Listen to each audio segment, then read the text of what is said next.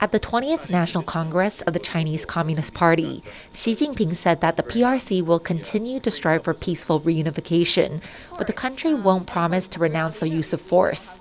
TVBS commentator Wenchi Yu spoke with Kevin Rudd, the former Prime Minister of Australia, where he shared his take on Taiwan and China's relationship and its effects on the world. You used the word out of control to describe what is going on between US and China now. And in your book, you also outline 10 scenarios of the US-China relationship in the so-called decade of living dangerously. And among them, 5 are actually about a possible US-China conflict over Taiwan. What are some of these scenarios, and which one is most likely to happen?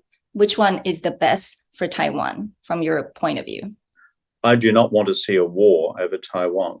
I want there to be peace, first and foremost, for the people of Taiwan, because there is no such thing as a limited war over Taiwan.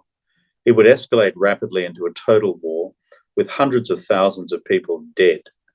And that is not my idea of a good future. Secondly, a war between the United States and China over Taiwan would be disastrous for China itself. In fact, it's equally possible that China would lose as well as possibly prevail or win militarily. And thirdly, such a war would be disastrous to the United States because we don't know whether the outcome would be to win or lose as well. It would collapse the entire global economy into a depression because you'd have the world's 2 largest economies at war with each other. We haven't seen that for hundreds of years in world history. And therefore, for those reasons, every one of our efforts should be directed towards a practical, pragmatic way through. And as I said, that's what I'm dedicated to. So my overriding philosophy and principle with Taiwan is how do we preserve the status quo? How do we 保护现状? Because that is the best guarantee for China's long-term future. Status quo, I think, is something that, a lot of people would like to see, especially in the US and probably some in Taiwan.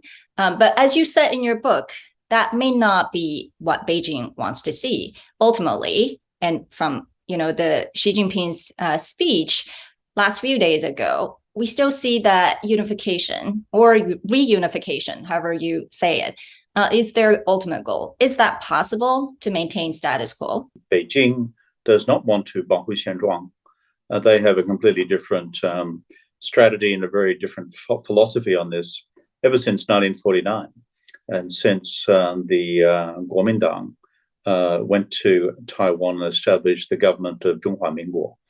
So we understand very clearly at an analytical level the objective of trying to maintain the status quo, the fact that China does not want the status quo because it wants to achieve reunification with Taiwan by either peaceful or non-peaceful means.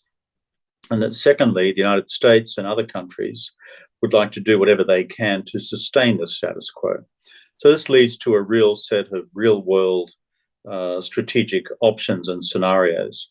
Either one, what you do is to avoid war by accident, and what I call this decade of living dangerously and the 20年代, this period that we're in at the moment.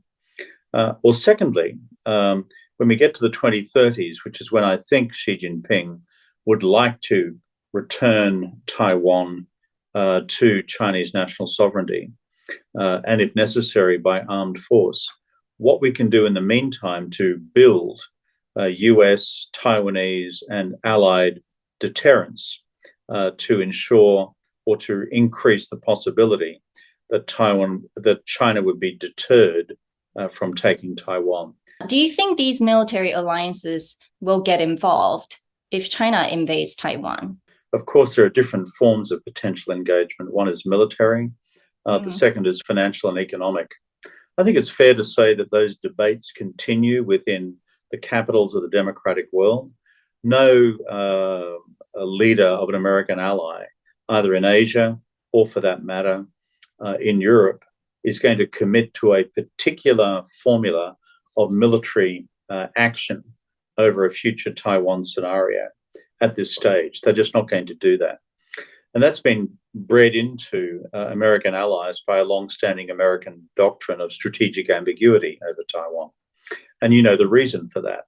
One of the reasons is not to provide Taiwan with a blanket security guarantee in order to discourage anyone within Taiwan from unilaterally proclaiming Taiwanese independence, 所谓台独, because if there's one sure way of undermining Taiwan's security, it will be for a unilateral declaration of Taiwanese independence, because that will automatically invite a Taiwanese mainland military action against Taiwan and may put in doubt, frankly, American and allied support for Taiwan, because Taiwan under those circumstances would be seen to have brung the problem down onto its own shoulders.